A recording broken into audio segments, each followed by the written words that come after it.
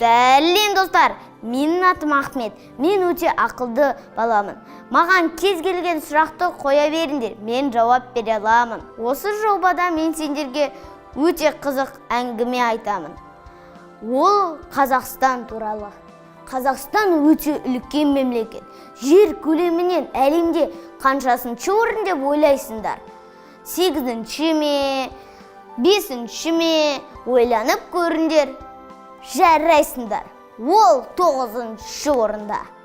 Қазақстанда 14 облыс пен 3 мегаполис бар. Олар Нұр-Сұлтан, Алматы және Шымкент. Ал сен қай қаладансың? Астына комментарийға жаз. Қазақстанда Каспий теңізі бар. Ол Маңғыстау облысында орналасқан. Арамызда Ақтауда тұратын балалар бар ма? Қолымызды көтереміз. Қазақстанда 85.022 өзен бар.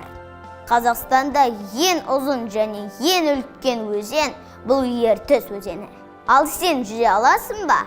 Мен жүзе аламын, бірақ қатты терең емес. Ал сенің ауылында немесе қаланда қандай өзен бар? Соны да астына комментарийға жаз. Мен міндетті түрде оқимын. Қазақстан өзінің әдемі тауларымен де мақтана алады. Қазақстандағы ең биік шың бұл Хан Тәңірі шыңы. Қазақстанда көп ұлт тұрады. Бірақ негізгі ұлт бұл қазақ ұлты. Қазақта өте көп ұлттық тағамдар бар. Олардың біреуі сыйлы қонақ келгенде міндетті түрде ет асады. Қазақстанда ғарыш айлағы Байқоңыр бар. Ол жерден көптеген адамдар ғарышқа ұшқан. Қазақстан алма мен қызғалдақтардың отаны. Бір қызық айтайын ба? Бізге саяхатшы келіп, Голландия еліне біздің қызғалдақтарды алып кетті.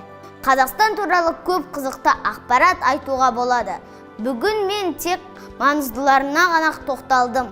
Ал сен Қазақстан туралы қандай қызықты ақпарат білесің? Астына пікір қалдыр. Ендеше біздің каналға жазылуды және лайк басуды ұмытпа. Сау бол, досым!